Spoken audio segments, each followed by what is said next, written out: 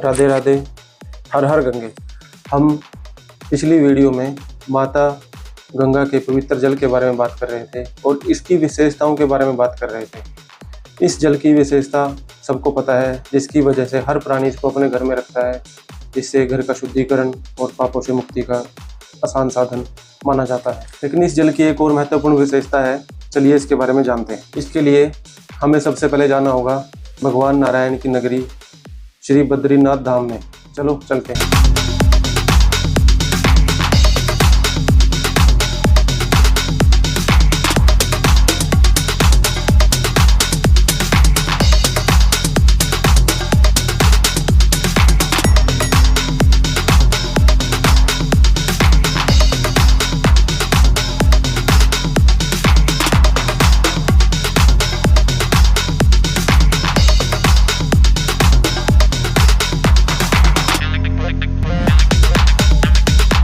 भगवान नारायण के धाम श्री बद्रीनाथ धाम के बारे में हम अलग वीडियो में बात करेंगे।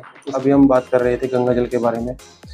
श्री बद्रीनाथ धाम से एक नदी का जन्म होता है जिसका नाम है अलकनंदा। साथ ही बद्रीनाथ धाम एक वो स्थान है जहाँ से एक दूसरी पवित्र नदी का भी उद्गम स्थल है, इसका नाम है सरस्वती। बद्रीनाथ के माणा गांव में, जो भारत का पहला गांव माना जाता है, वहाँ पे अलकनंदा और सरस्वती का संगम हो जाता है। यह एक अलौकिक संगम है जहाँ दोनों नदियाँ एक हो जाती हैं। इसके अलावा बद्रीनाथ से थोड़ा सा आगे एक वसुधरा नाम का वाटरफॉल और एक झील है, वो भी एक पवित्र जल है। माना जाता है कि इसका जल किसी भी पापी राक्षस दानव के ऊपर नहीं गिरता, उसका जल भी बद्रीनाथ में आकर माता अलकनंदा में मिल जाता है। यहीं बद्रीनाथ धाम में एक और नदी ऋषि गंगा, जिसका जल बहुत पवित्र माना जाता है और वो भी आके माता अलकनंदा में मिल जाता है। इसमें जानने योग्य बात यह है कि बद्रीनाथ धाम एक ऐसा धाम है जहाँ पर एक साथ 4 नदियों का संगम हो रहा है।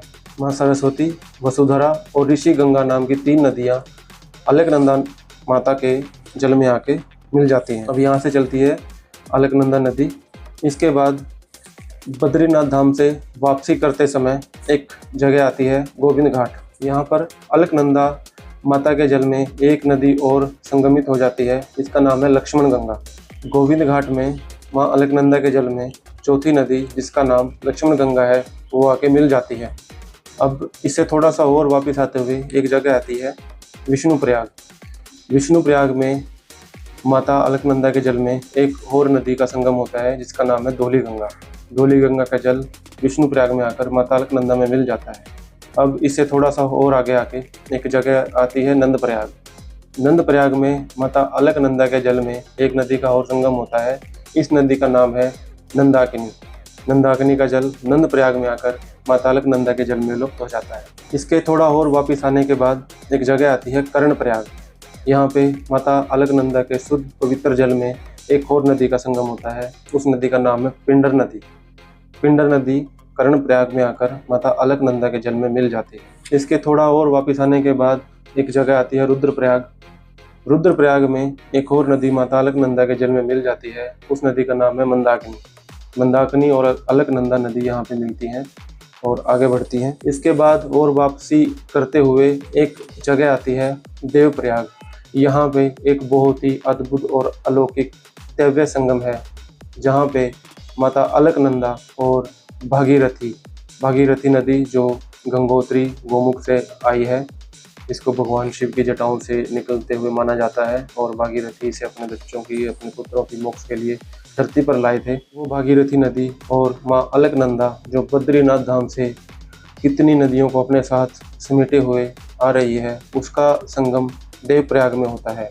अब यहाँ से जन्म होता है माता गंगा। यहाँ से गंगा नदी ऋषिकेश होते हुए हरिद्वार जाती है।